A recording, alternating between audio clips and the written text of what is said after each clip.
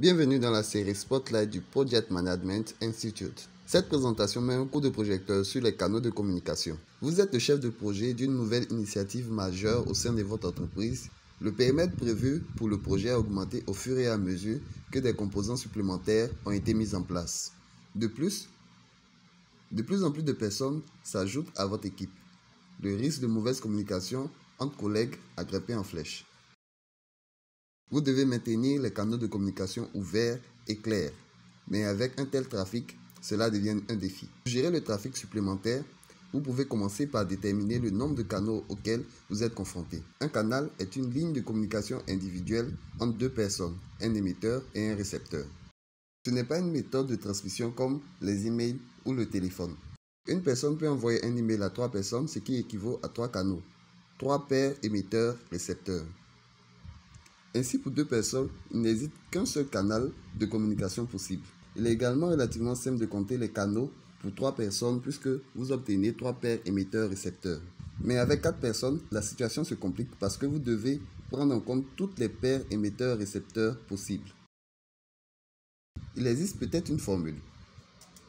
Imaginez que vous gérez une équipe de projet de 6 personnes, plus vous-même. Connaissez-vous le nombre de canaux de communication de cette équipe? Devinez rapidement. Maintenant, trouvez la réponse en utilisant la formule n fois n moins 1 divisé par 2. Dans cette formule, n représente le nombre de personnes. N'oubliez pas de vous inclure dans la formule.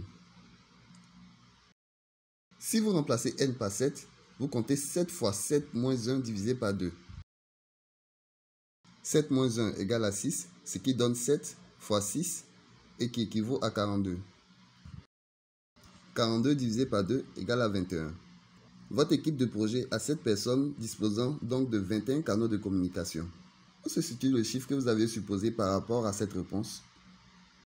Imaginons maintenant que vous ajoutiez 2 personnes à l'équipe du projet. Quel est l'impact sur le nombre de canaux de communication? En utilisant la même formule, vous savez maintenant que le nombre de canaux passe de 21 à 36. Plus ce chiffre est élevé, plus il est difficile de vous assurer que vous communiquez efficacement avec tout le monde. Et les exemples vus jusqu'à présent ne concernent que l'équipe du projet. Désormais, les communications impliquent votre sponsor de projet et les 53 parties prenantes que vous avez identifiées, ainsi que votre équipe et vous-même. Ajoutez tous ces chiffres et vous obtenez 63 personnes devant communiquer régulièrement sur ce projet.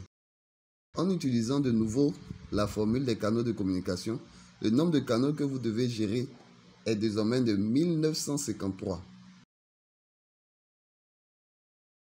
Il est facile de comprendre pourquoi le volume de communication complique votre planification et donc pourquoi la création et le suivi d'un plan de gestion de la communication sont si essentiels. C'est une partie importante du plan de projet et pourtant de nombreux chefs de projet ne lui accordent pas l'attention qu'elle mérite.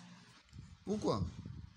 Comme il est impossible et irréalisable d'essayer de gérer toutes les communications entre les membres de l'équipe du projet, cette formule est souvent considérée comme sans intérêt.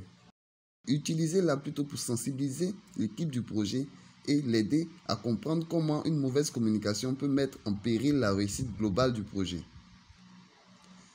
Voilà comment sensibiliser toutes les parties prenantes à l'importance de la communication dans un projet. Merci d'avoir utilisé la rubrique Spotlight du PMI sur les canaux de communication. Pour plus d'informations sur les certifications, l'adhésion et les services du Project Management Institute, visitez notre site internet www.pmi.org.